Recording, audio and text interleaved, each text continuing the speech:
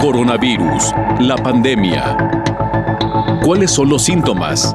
¿Cómo se transmite? ¿Qué puedo hacer para protegerme y prevenir la propagación de la enfermedad? Nuevo padecimiento que ha encendido las alarmas de los sistemas de salud. Coronavirus, la pandemia. ¿Qué tal?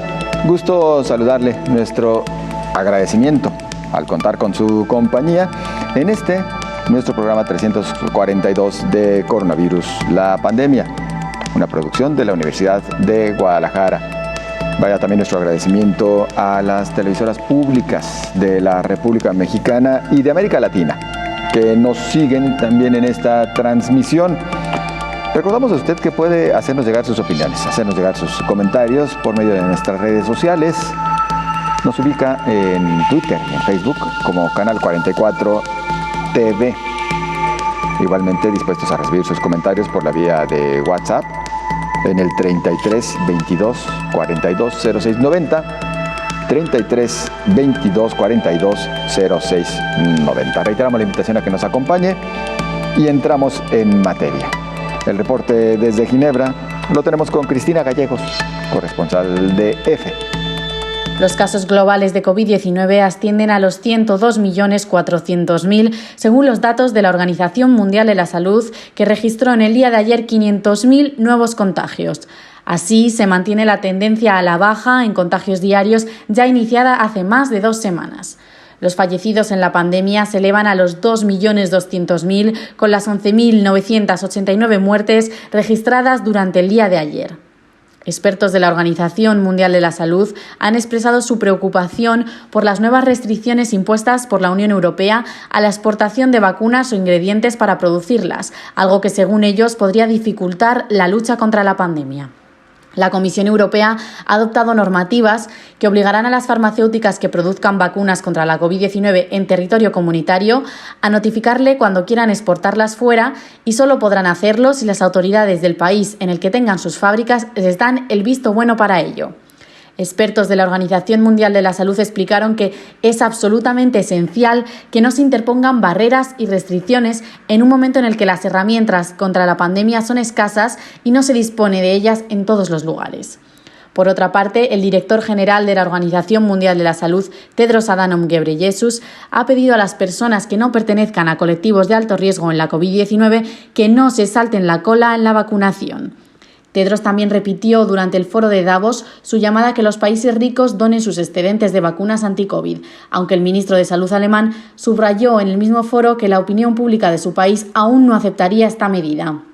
El ministro de Sanidad germano afirmó que si Alemania enviara sus vacunas al exterior ahora, cuando solo se ha vacunado al 3% de su población, eso no sería aceptado por los alemanes.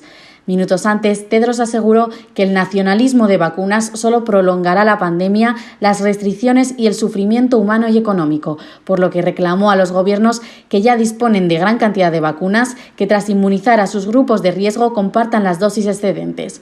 Tedros declaró que entiende que los gobiernos estén bajo presión para vacunar a sus poblaciones, pero que deben convencerse de que compartir es necesario para reflotar la economía y lograr la recuperación global. Reportó desde Ginebra Cristina Gallego para el programa Coronavirus, la pandemia. Las nuevas variantes de COVID mantienen al mundo en vilo.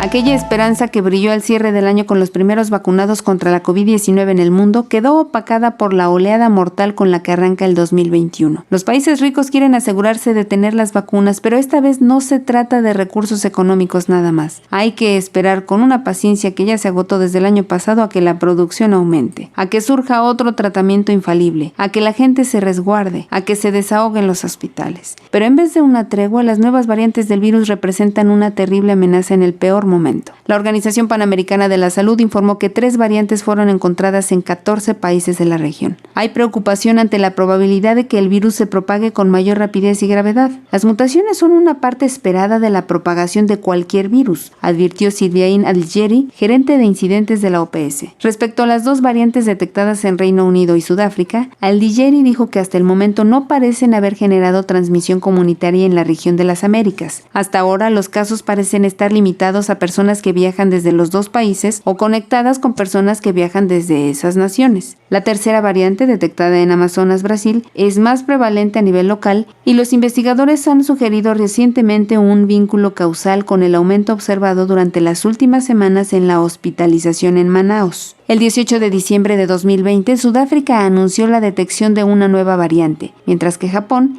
identificó una en viajeros de Brasil. África se encuentra en una encrucijada impulsada por la variante que ha generado un número récord de casos en esa nación y otros países del continente. Y en Europa, aunque la vacunación ya ha comenzado en 35 países, las medidas de confinamiento se han hecho más fuertes ante la amenaza de las mutaciones. Así que mientras las vacunas llegan a cuentagotas para miles de millones, los contagios van al alza, los hospitales llegaron al tope y la gente está cansada y dolida por tanta pérdida humana alrededor, todas las alertas están encendidas, informó Elizabeth Ortiz.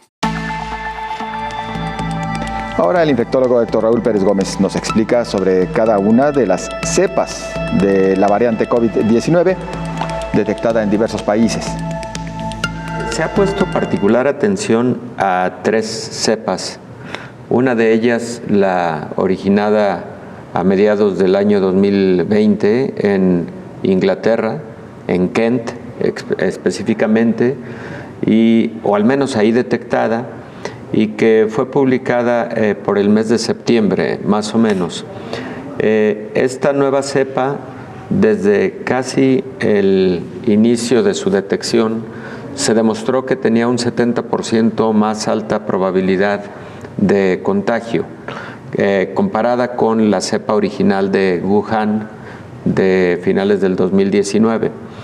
Luego, esta cepa británica se extiende a diferentes países en Europa, se extiende hacia África y hoy por hoy se considera que esta cepa británica se encuentra en alrededor de 70 países en el mundo. Pueden ser más y ahorita explico por qué motivo. La otra es, surge una nueva cepa en Sudáfrica, más o menos a mediados de noviembre, octubre o noviembre, y esta nueva cepa sudafricana que tiene ahí una característica peculiar en algunos de sus genes, porque genera cambios en la composición de la proteína S, de la proteína espicular del virus, y también se le ha considerado como una cepa de mayor contagio de la enfermedad, de mayor transmisión de la enfermedad, alrededor del 50% comparada con la cepa original de Wuhan. Y posteriormente la cepa considerada como de origen brasileño es una cepa que también se ha identificado 50% de mayor transmisión, más contagiosa que la cepa original de Wuhan. En el caso de estas 3 cepas, las mutaciones que han ocurrido, que no es una sola mutación, hay que aclararlo, son múltiples mutaciones, pero algunas de ellas particularmente lo que generan es ese cambio en la estructura de la proteína S del virus, y al cambiar la estructura de la proteína S del virus es posible que la hagan más capaz de unirse al receptor celular de valga la redundancia, célula humana que infectan, y al tener entonces mayor capacidad, mayor avidez por esta unión, por este acoplamiento, para luego generar la infección en el interior de la célula, es que se piensa que son cepas más transmisibles. Tenemos ahora el reporte desde Colombia con Alfredo Durán. Así es, un saludo muy especial desde Colombia. Iniciamos con toda la información que tiene que ver del COVID-19 en esta parte del mundo. Pues hablemos de cifras, ya llegamos a los 2 millones de contagios en todo el país, de los cuales pues 1.800.000 personas ya se han recuperado satisfactoriamente. En las últimas horas se registraron 12.000 nuevos casos para un total de 114.000, los cuales son los que se encuentran activos. 2.000 más que la semana anterior, lo que genera una preocupación a las autoridades sanitarias porque se va elevando estos casos. Las ciudades con mayor número de contagios son la capital de Colombia, Bogotá, Antioquia, Valle del Cauca y el Atlántico. Colombia ya llegó a los 50.000 decesos registrados por la pandemia del COVID-19, una cifra bastante alta. Esta semana fallecieron 2 personas importantes, el ministro de la Defensa Nacional, Carlos Holmes Trujillo, y también el gerente o el presidente de la CGT, Julio Roberto Gómez. Eso en materia del COVID-19, pero también hay que contarles que ya el gobierno nacional tiene avalados 9 de los 44 ultracongeladores que estarán disponibles para la vacuna que el gobierno insiste llegará en el mes de febrero y la hora cero iniciará en este mes. 1.300.000 vacunas podrá albergar esos ultracongeladores. También se va a tener una cadena de seguridad y dispositivo de seguridad en cada una de las ciudades donde se desarrolle los puntos de vacunación. El gobierno nacional ha señalado que la ocupación de las camas UCI sigue sobre el 80% a nivel nacional, la ocupación como oscila. Algunas medidas en ciudades importantes de Colombia debido a este alto número de contagio. Hay pico y cédula, más de 7 localidades en la capital de Colombia se encuentran en cuarentena debido a esta situación y también otras medidas como toque de queda. El gobierno buscará vacunar el 70% de la población colombiana, buscará la inmunización de esta población. Ya tiene un calendario definido, ya hemos hablado cómo será, quiénes se vacunarán y cómo será cada etapa, pero ya también dieron a conocer cuántas vacunas serán en esta primera etapa y cuánto esperan vacunar hasta el mes de abril. Bogotá, 227.000 dosis, Antioquia, 165.000 dosis, Atlántico, 70.000 dosis. Es unas cifras que van oscilando en las ciudades más importantes del país para desarrollarse lo que sería la vacunación. Abril se espera el gobierno nacional poder tener vacunadas cerca de 5 a 6 millones de habitantes en medio de toda esta situación. Pues esta es la información que nosotros tenemos desde Colombia en materia informativa con el COVID-19. Alfredo Durán informó desde Colombia. Muchas gracias a Alfredo Durán, periodista de Canal TRO de Colombia. Con esto nosotros vamos a nuestra primera pausa. Regresamos enseguida con más de coronavirus, la pandemia.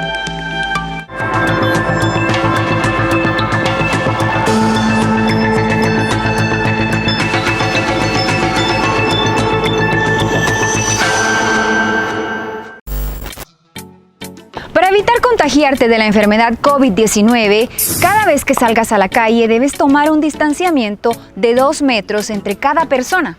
Estas medidas debes aplicarlas cada vez que salgas a los mercados, supermercados, farmacias y oficinas públicas. Por favor, evita las aglomeraciones y cada vez que salgas de casa, no olvides llevar tu mascarilla. Esta te protegerá del virus.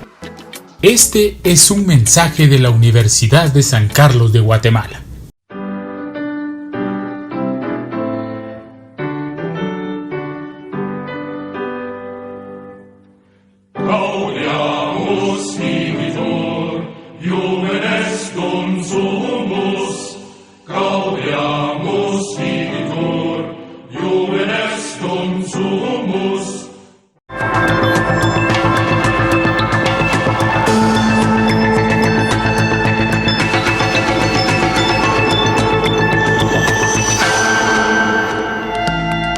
Agradecemos el que se mantenga en sintonía y le invitamos a más información. Pfizer adelanta investigaciones para que las vacunas no queden obsoletas ante las nuevas cepas. El director ejecutivo de Pfizer, Albert Bourla, se pronunció en torno a la aparición de las nuevas cepas del SARS-CoV-2 y ante la incertidumbre de que si su vacuna será efectiva para estas nuevas variantes. El farmacéutico explicó que la compañía trabaja de manera acelerada la producción del biológico durante los próximos 100 días, aunque estudios en todo el mundo han revelado que las vacunas han reducido los casos de contagios y de mortalidad. Para el ejecutivo puede que en algún momento las vacunas no sean una solución, según reconoció en el Foro Económico Mundial de Davos 2021, que se celebró de manera virtual. Pfizer informó que está trabajando en la investigación y el desarrollo de la vacuna en caso de que en algún momento su componente perdiera eficacia. En este sentido, la compañía espera mantener un 95% de eficacia frente a las nuevas variantes de la COVID-19. Por otra parte, el directivo manifestó que frente a futuras enfermedades, espera que puedan llegar a reducir el tiempo desde que se descubre hasta el momento en el que se desarrolle un medicamento eficaz contra las nuevas amenazas. Una investigación llevada a cabo cabo en Israel sugiere que casi todos los casos de COVID-19 se previenen con 2 dosis de la vacuna Pfizer. Los datos recopilados en Israel, que es líder mundial en vacunación, encontraron que solo el 0.04% de los vacunados con ambas dosis desarrollaron coronavirus, informó Rocío López Fonseca. Ahora nuestro médico de cabecera, el infectólogo Héctor Raúl Pérez Gómez, nos describe y lanza varias interrogantes respecto a una mutación mexicana detectada recientemente por investigadores de la Universidad de Guadalajara. No es que sea una nueva cepa, por lo pronto lo que se detectó fue una mutación que está en la región 484 del genoma viral. Y esa mutación también la tienen la cepa mutada de Brasil y la cepa mutada de Sudáfrica. Entonces, la primera interrogante es si esa mutación encontrada en específico en 4 pacientes en Jalisco proviene de alguno de los países en cuestión. Segundo, primero, la pregunta es si es una de las cepas de los países en cuestión o esta es solamente una mutación encontrada en el virus de 4 personas. Esa es la primera pregunta. Número 2, si esta mutación es la única o hay más mutaciones en esos virus de estas 4 personas.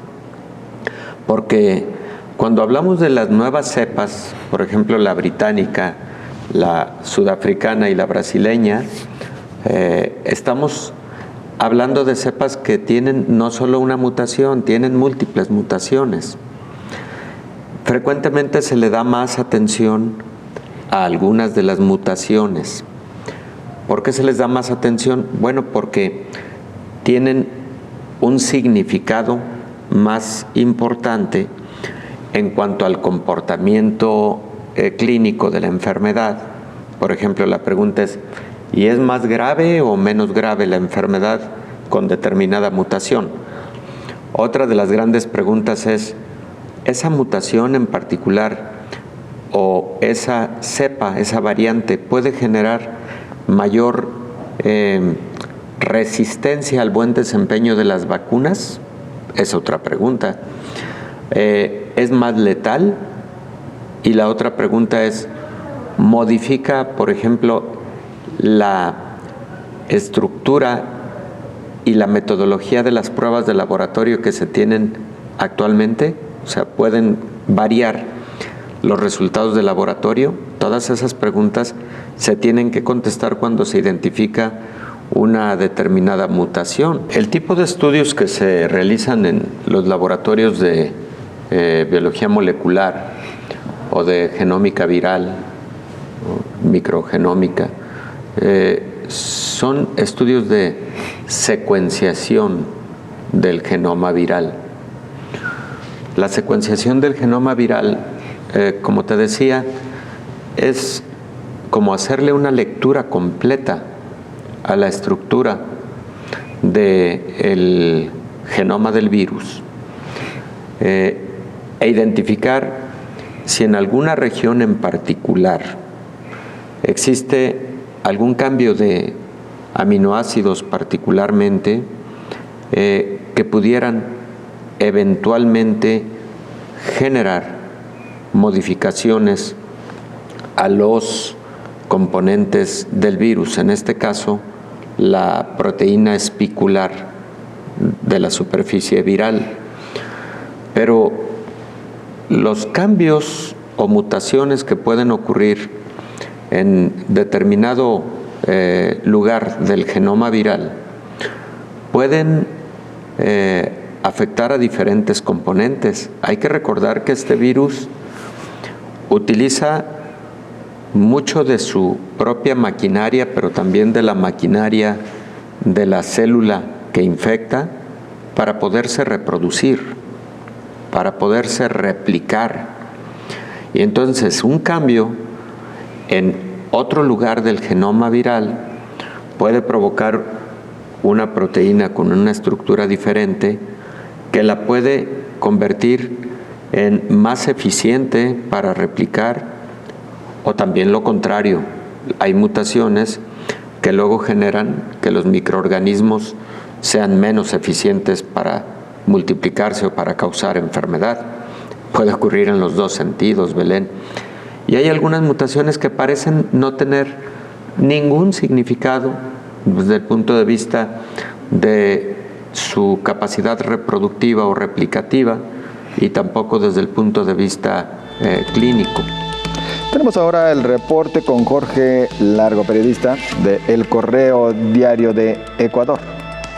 De acuerdo al último reporte del Ministerio de Salud Pública, en el país existen alrededor de 250.828 personas confirmadas con coronavirus, alrededor de 209.000 personas recuperadas y alrededor de más de 10.000 personas fallecidas confirmadas por esta situación.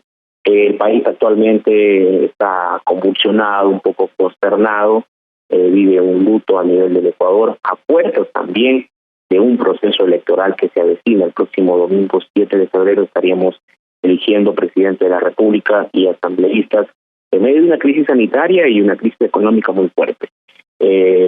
Hasta el momento, de las 86.000 vacunas que se tenía previsto que arriben al Ecuador de la marca Pfizer, lamentablemente han arribado únicamente alrededor de 8.000 vacunas a Ecuador. Esto ha provocado un debate a nivel de autoridades y de diferentes sectores que están rechazando esta situación. Lamentablemente, pues las 8.000 dosis no son suficientes ni para la fase 0 de vacunaciones, es lo que han explicado algunos expertos.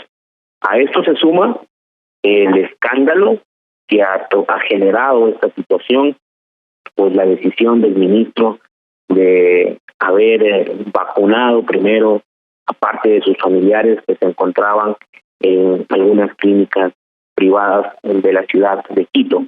Esto ha implicado de que la Asamblea Nacional pida una resolución para buscar la salida del ministro Ceballos, iniciar un juicio político y por su parte la Fiscalía realizar una investigación contra el ministro por haber favorecido primeramente a sus familiares con estas dosis que habían llegado a nuestro país.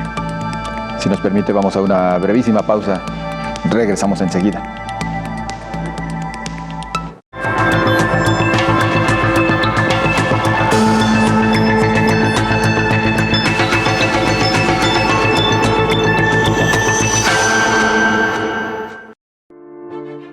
Enfoque, un programa con diferentes contenidos culturales y educativos de alta calidad. Enfoque, con orientación en los diversos aspectos del conocimiento. Temas y contenidos de diferentes ramas de la academia, con invitados expertos que exponen, informan y orientan sobre cómo actuar ante los diferentes acontecimientos de carácter social y la cultura en todas sus manifestaciones. Enfoque.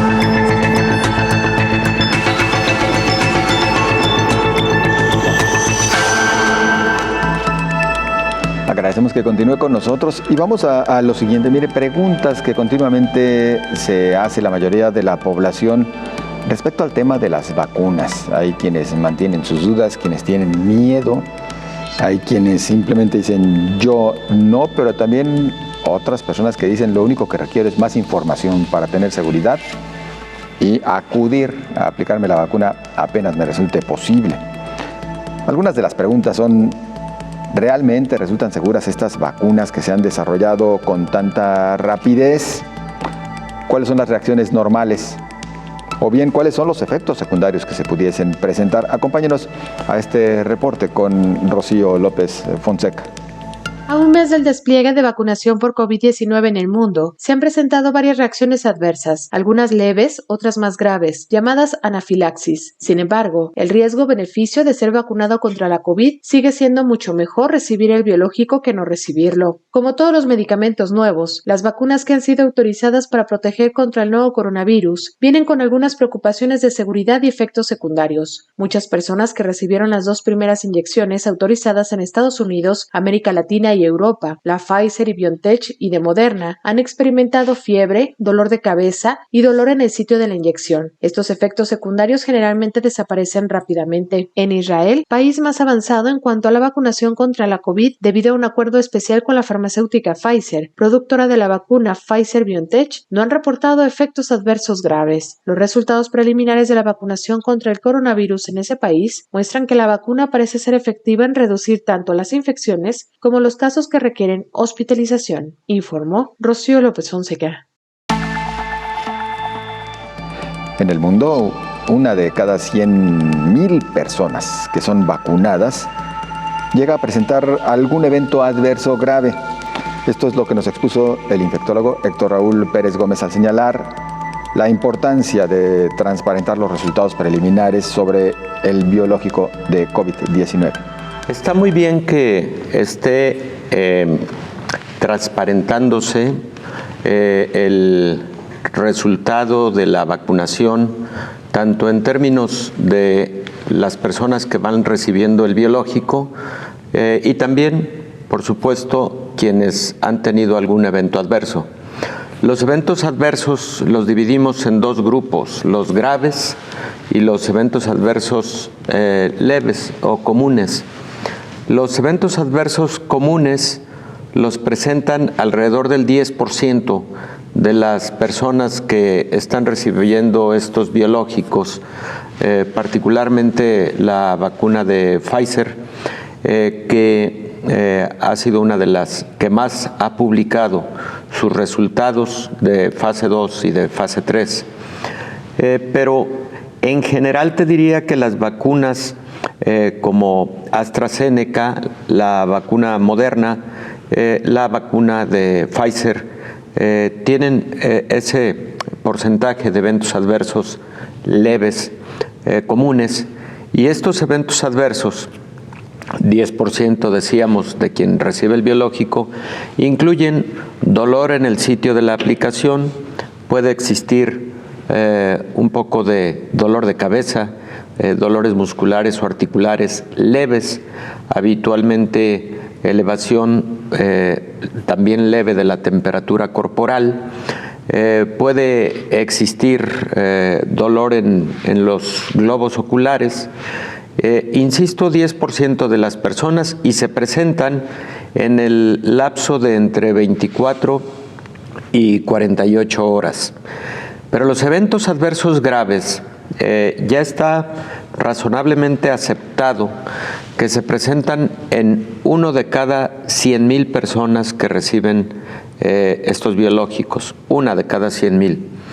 Y esos eventos adversos graves incluyen lo que en el área médica conocemos como anafilaxia y que es algo tipo alergia aguda que se presenta en pocos minutos a partir de la aplicación.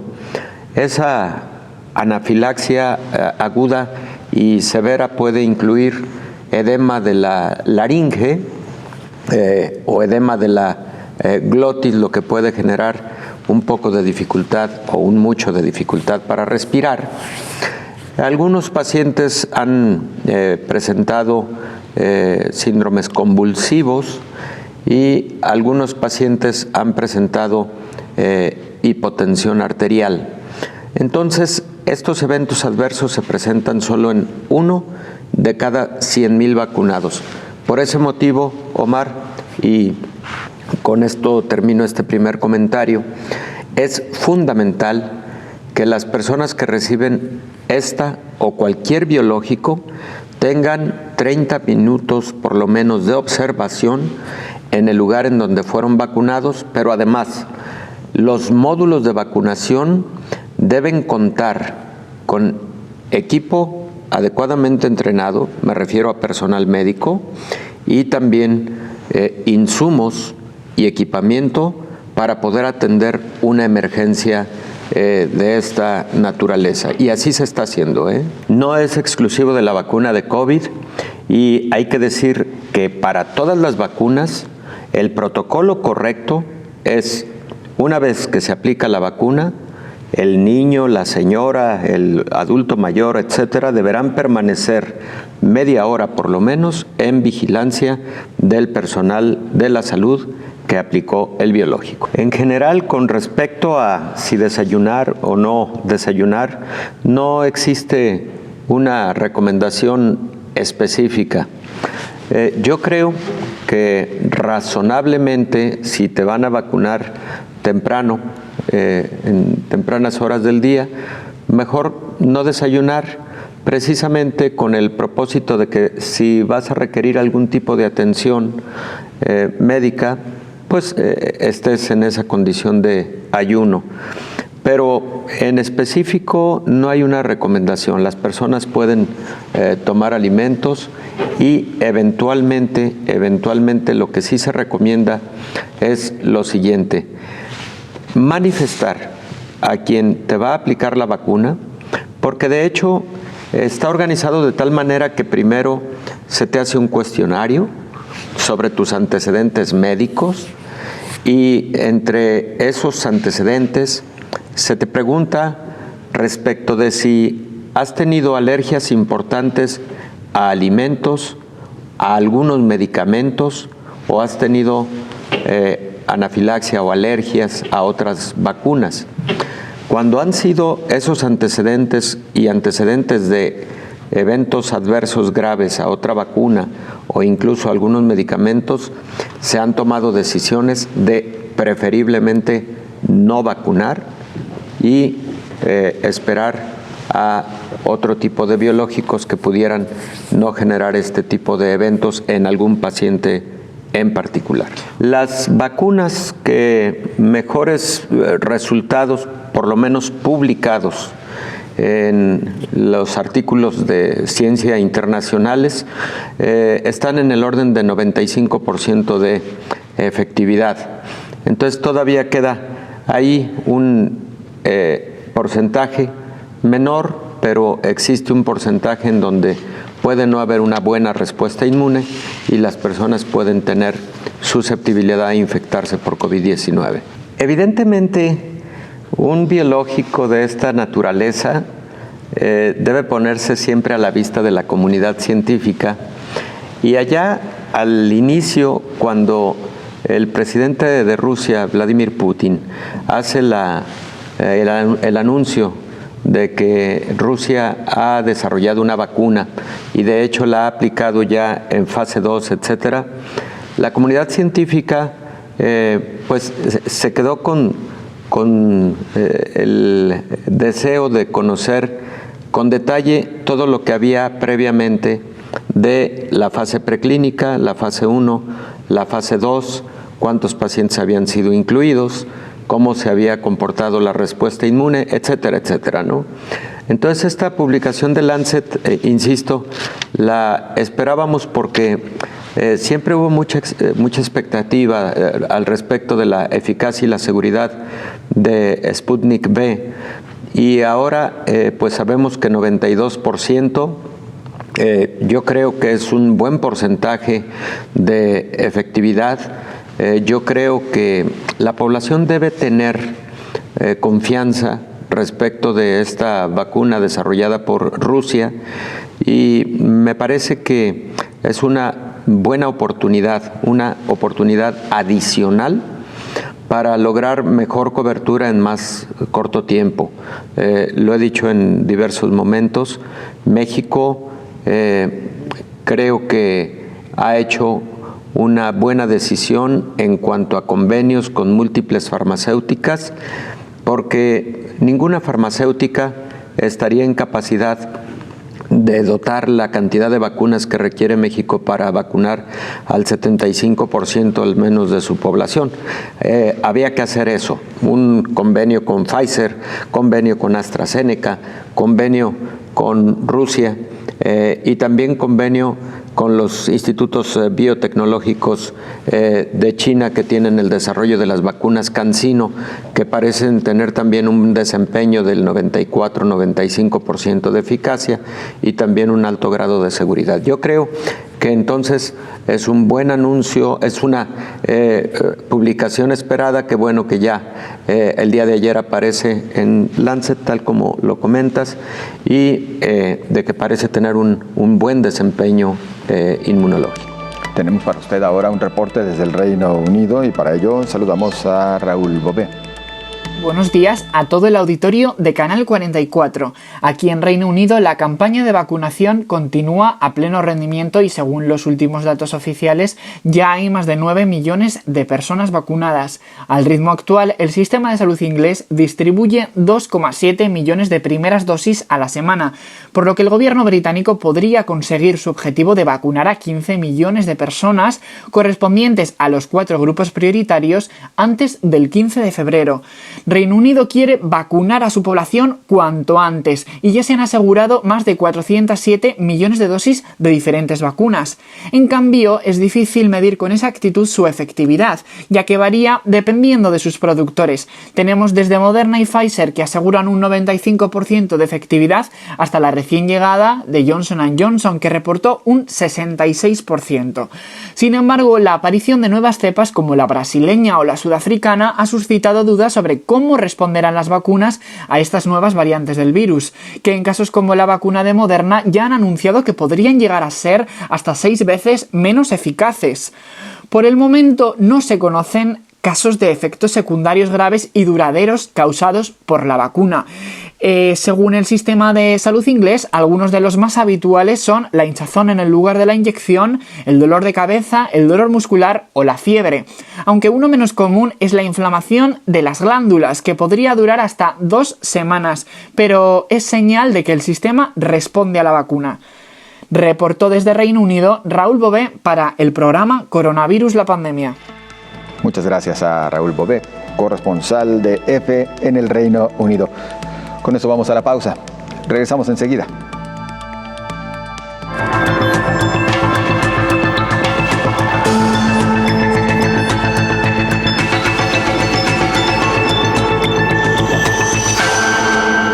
Por eso ahora que estoy en Montevideo, me sale contar historias.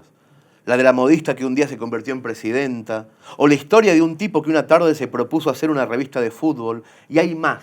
Son todas historias de amor por el fútbol. Hernán Casiari nos cuenta historias mínimas y gigantes, retratos de personajes, hechos, trabajos e historias de vida vinculadas al fútbol. Fútbol entre líneas. Véalo todos los domingos a partir de las 7 de la noche por TVUSAC, la televisión alternativa.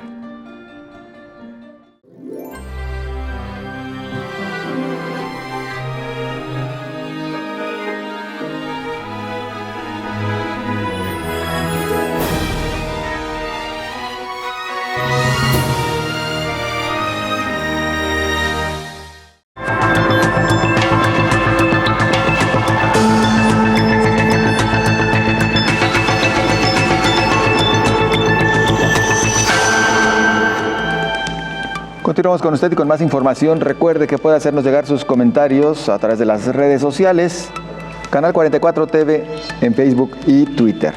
Y avanzando con más, hasta el 10 de enero se habían reportado más de 1.200 reacciones adversas tras la aplicación de la vacuna de Moderna contra COVID-19, esto en los Estados Unidos. La FDA en Estados Unidos informó sobre las reacciones que presuntamente ha provocado la vacuna anticovid de Moderna. Se trata de 3 casos de reacción adversa en personas que tienen relleno de toxina botulínica. Los síntomas del efecto secundario fueron hinchazón facial en 2 casos de 46 y 51 años, hielo labios en una mujer de 29 años. Ninguna de las pacientes desarrolló una situación de gravedad. Los 3 casos fueron clasificados como de importancia médica, pero no como un evento adverso grave. En el caso de la hinchazón en labios, reportaron que la mujer de 29 años tuvo una reacción similar en el pasado, al aplicársele una vacuna contra la influenza.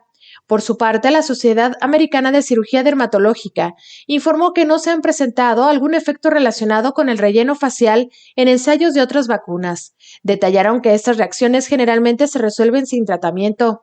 Mientras, España realiza un estudio sobre las reacciones de la vacuna anti-COVID a más de un mes de haber iniciado la vacunación en ese país. Algunas de estas notificaciones acumulan varias manifestaciones como fiebre y dolor en la zona de la vacuna. Por edades, entre los 18 y 64 años, notificaron de forma más común fiebre o malestar general, seguido de dolor de cabeza, molestias gastrointestinales, dolor muscular e incluso unos pocos casos notificaron lesiones dermatológicas o problemas respiratorios leves, informó Rocío López Fonseca. Ahora el infectólogo Héctor Raúl Pérez Gómez nos menciona la importancia de que México tenga una variedad de firmas farmacéuticas para proveer la vacuna contra COVID-19, ya que requiere cerca de 80 millones de dosis. Mi opinión es que es bueno porque, insisto,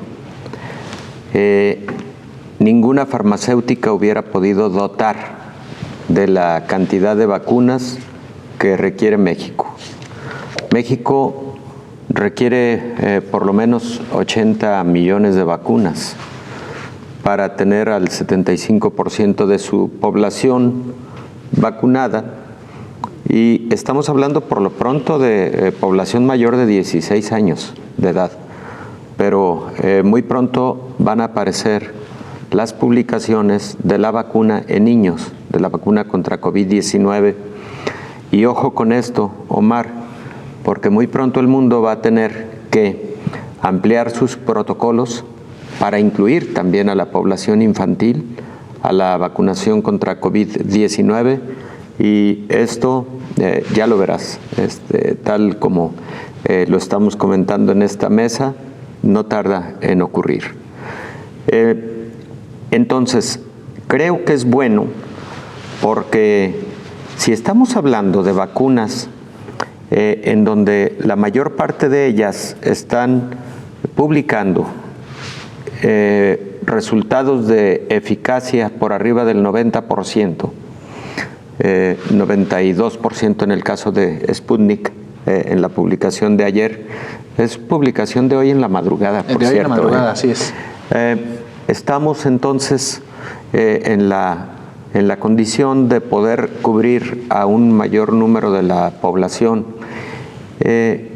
Y vamos, si hay alguna vacuna con 95% de eficacia, pero vas a tener acceso a esa vacuna muchos meses más adelante, pero tienes una vacuna con 92% de eficacia que te puedes aplicar ya, hombre, esta pandemia está con tal intensidad que hay que vacunarse aún bajo el sacrificio de esos 3 puntos porcentuales, hombre.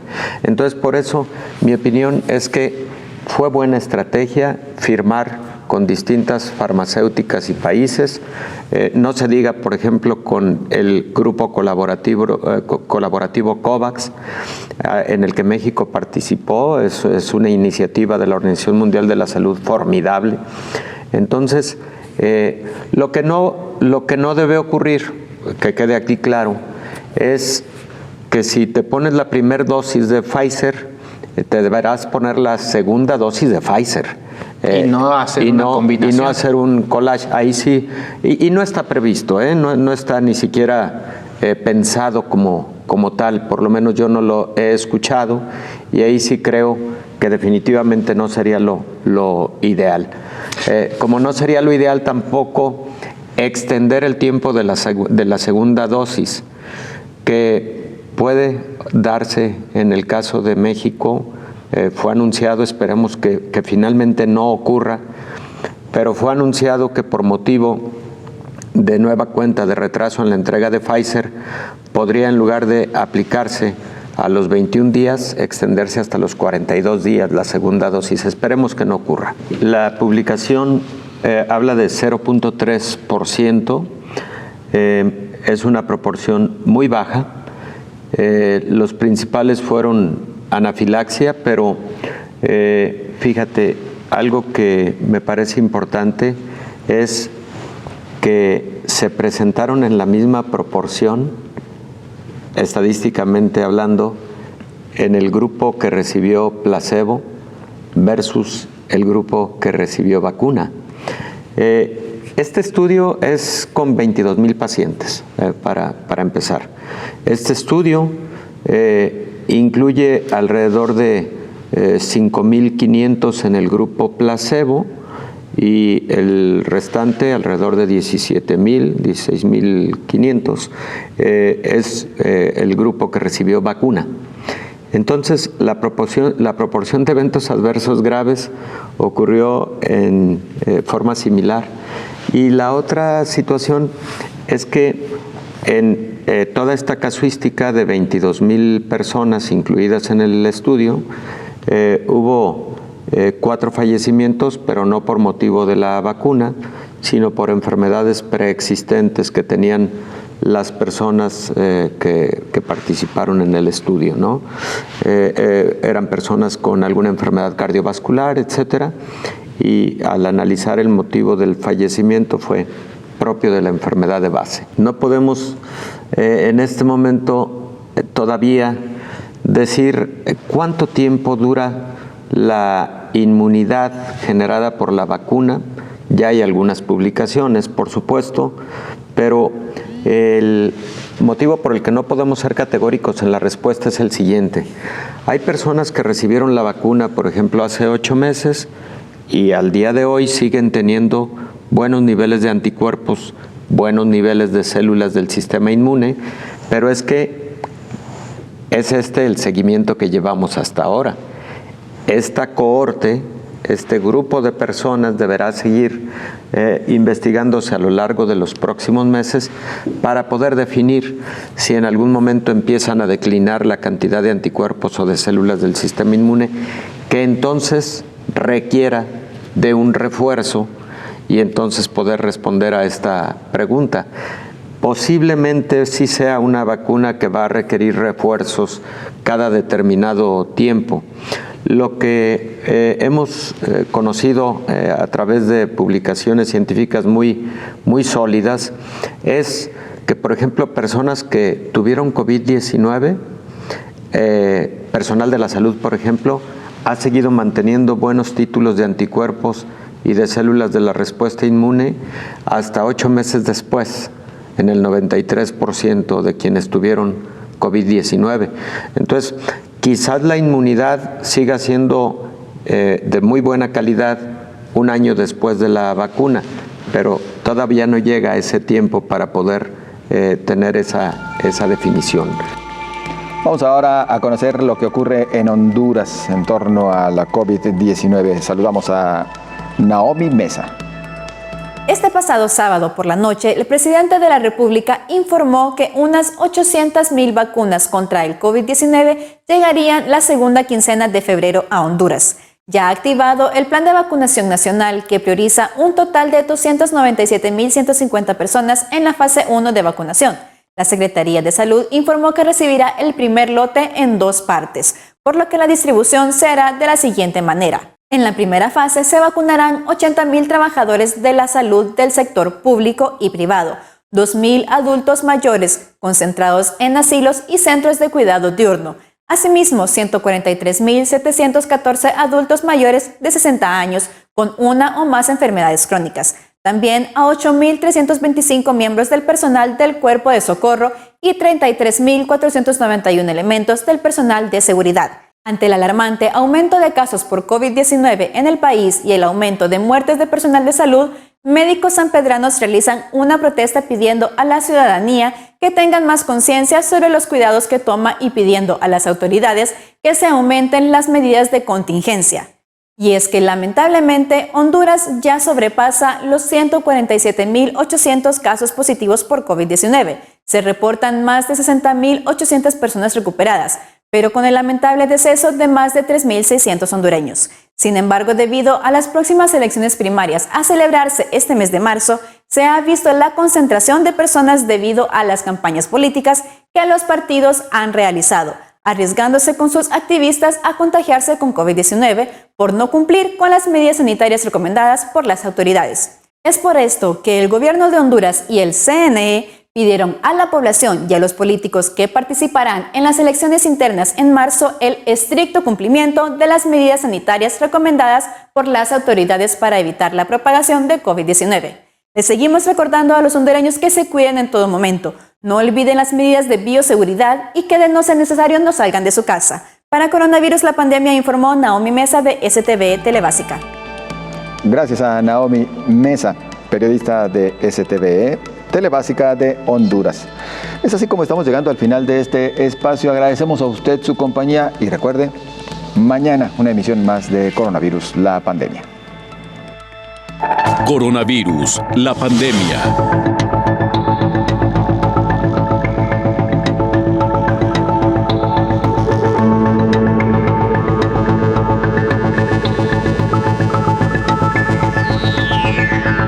Coronavirus, la pandemia.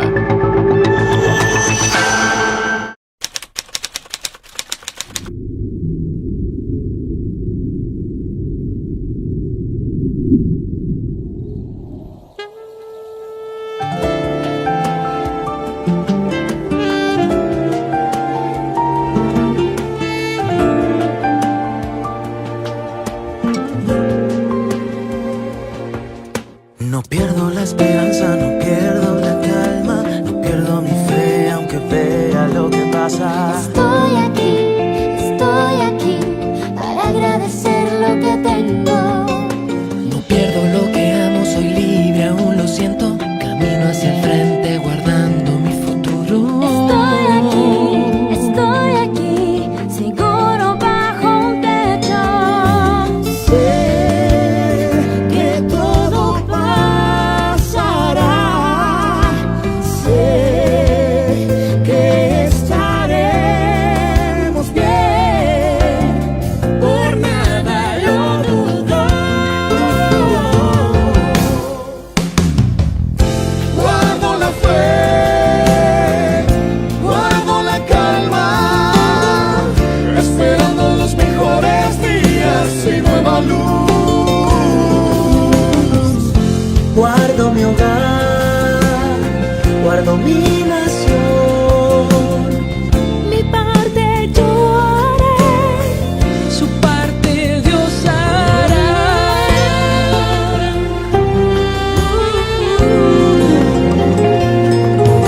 No pierdo la esperanza, no pierdo la calma, no pierdo la mirada de un mejor mañana. Estoy aquí aunque no quiera. no pierdo la calma. No pierdo la fe. Tengo esperanza. Tengo esperanza. Sé que todo pasará. Sé que estaremos bien. Por nada lo dudo. Guardo la fe, guardo la calma, Esperando los mejores días y nueva luz. Guardo mi hogar, guardo mi nación. Y parte yo haré. su parte Dios hará. Quédate en casa, voltea a la izquierda. Diles que los amas y que cuentan contigo. Para estar en casa no hay que esforzarse mucho. Dobla tus rodillas y pide a Dios que bendiga A esta patria querida, conocida como Guatemala.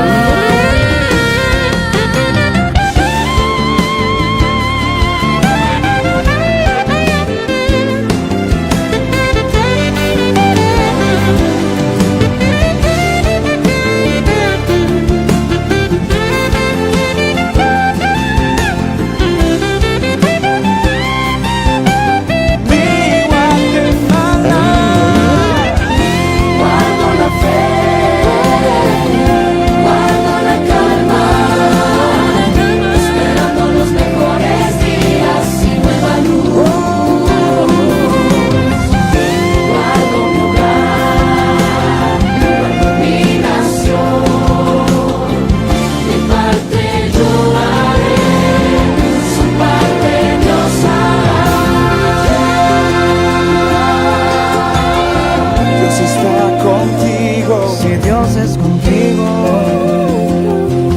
Guatemala. ¿Quién contra ti? Que Dios les bendiga, pero especialmente que Dios bendiga a Guatemala.